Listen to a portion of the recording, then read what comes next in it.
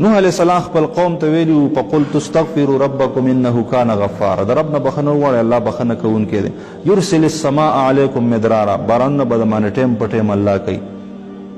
ويمددكم باموال وبنين، تاسو له به مالونه زیات کړي او زامن. ويجعل لكم جنات ويجعل لكم انهارا، باغونه بدل کې نهري تنظیم بدل الله وکړي. پنځه پیدا د استغفار، بچی په دې الله ورکوي، فقر او غریبی په دې ختميږي، بارانونه په دې معنی الله کوي. حسن بصری ته یو سړی راغی ول بچی مې نشته ول استغفار وای، بل راغی ول باران سوکړه د باران ول استغفار وای، بل راغی ول جی غریبی ده ول استغفار وای. شاګردان ورته وایي چې دا یو علاج ته یاد کړی دی، ول تاسو سورت نوح نه دی ویلې چې استغفار کې دا ټولې پیدې پرتې دي. بچی به هم الله ورکوي. په دې سعودي کې یو عالم دی شیخ خالد السلطان په نوم باندې خپل قصه کوي. وی د حج دورانو زه په حرم شریف کې ناستم او د استغفار پیدې مې ملګرو ته ویلې. وی بیا د کویت یو ملګری و هغه راغی ابو یوسف دغه نوم، وی هغه ماته ویل چې جی دا خبرې زما په تجربه کې راغلي، دا د استغفار کمې پیدې چې تا وویلې. وی ما ورته ویل چې څنګه قصې راته وکړه چې د سعودي یو چینل او پای کې دا د استغفار پیدې یو عالم بیانولې، نو دا د سورې نوح د آیت ولوست. نو په دې کې یو خبره دا پکې رااله چې د استغفار په وجه الله بچي ورکوي. ما واده کړی او زما بچي نه و او ډېر علاجونه مې وکړل، ډاکټرانو ایسته مایوسه کړم چې ستا بچي نه کېږي او هسې ځان مه په عذابوه. وایي دا خبره مې واورېده او دا مې بالکل یقین ته ولیده چې دا خو د رب د خبره ده، قرآن خبره ده چې د استغفار په وجه الله بچي م ورکوي. ویمددکم باموال وبنین. وایي ښځې ته مې ویل چې بس ته مې استغفار شروع کړه او زه به هم شروع کړم، د الله په خبره کې خو دروغ نه وي.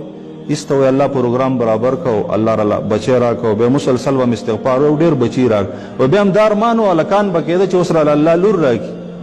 نو استغفار لم نور زور ورک الله را لور مراک، و چې دا بالکل زما په تجربه کې راغلی خبره ده او دا د رب وینا ده، واقع په دې کې دروغ نه. امام احمد ابن حنبل رحم الله چې داغه د امام د اهل سنت والجماعت ته ویل کېږي، اتیش میاشتې جیل هم تیر کړی دی. دا داسې د مغرب طرف ته وایي په سفر باندې تللی، نو جماعت کې شپه راله، نو چې کله ماسخوتن ټیم شو سړي څوکیدار جماعت بنده و ده ته ویل چې جی وځئ موږ د شپې څوک نه پرېږدو، مسافر نه پرېږدو. ویل مسافر یم بل څوک پېژنه منه ځان یې ورته نه ښوده، زه امام احمد ابن حنبل یم. ویل چې نه کېدی نه شي، بار به شپه کې. ایسته د جماعت نه بار راووت، پیزارځی سره اراده وکړه چې دلته به شپه وکړو. هلته هم پرې نه ښوده، ویل چې دا بار ورم تاله کوم او تاسو مهرباني وکړئ بار وځي. وایي زه نه راوتم، په زور یې را بار کړم، داسې سخت خفه شو. وایي په دې کې یو غریب سړی را روان و، هغه ماته ویل چې راځه زه به د شپې لبوز. هغه خباز و، روټۍ به پخولې، تنور کار یې کو. وایي هغه سره مې شپه شوه، نو چې دی کله اوړه رایل یم استغفار وایي، چې هغه یم استغفار وایي، چې روټۍ پخه یم استغفار وایي. وایي ما ورته ویل چې هلکه دا ته څه کې؟ ویل چې جي دا استغفار وایم. ولې وې؟ ویل چېرې په دې کې ما ډېر زیات کمالات لیدلي دي چې زما هر ارزو او ارمان په اړه کې راغلی دی او ما استغفار ویلی ستا هغه مسلې زما حل کړي، ښځې را کړي، بچي را کړي، کور یې را کړی، خو یو حاجت مې دی په دې اړه کې او ډېر استغفار مې و خو هغه لا نه دی پوره شوی. مال چې هغه ووایه څه حاجت دی دی؟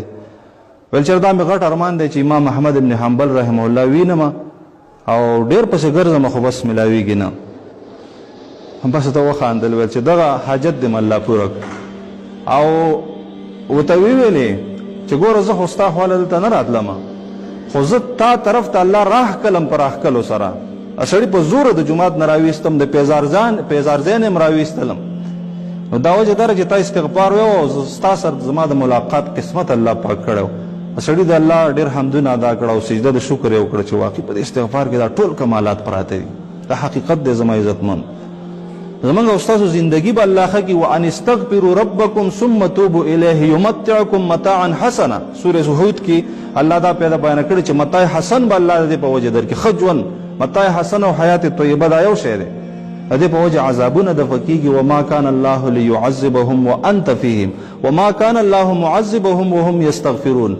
الله وایي چې دې خلقو له الله عذاب هغه پورې نه ورکوي ای نبي چې ته پکې موجود یې، او چې کله دوی استغفار وایي هم به الله عذاب نه ورکوي. عبدالله ابن عباس رضی الله عنه به ویل چې دې امت له الله دو امان ورکړي، یو تللی دی یو اوس هم شته. یو امان دا و چې کله نبي موجود و عذاب نه راته، اخو لاړ د دنیا نه، خو دا یو سبب اوس هم شته چې بندګان استغفار وایي هغه پورې به په دې عذابونه نه راځي.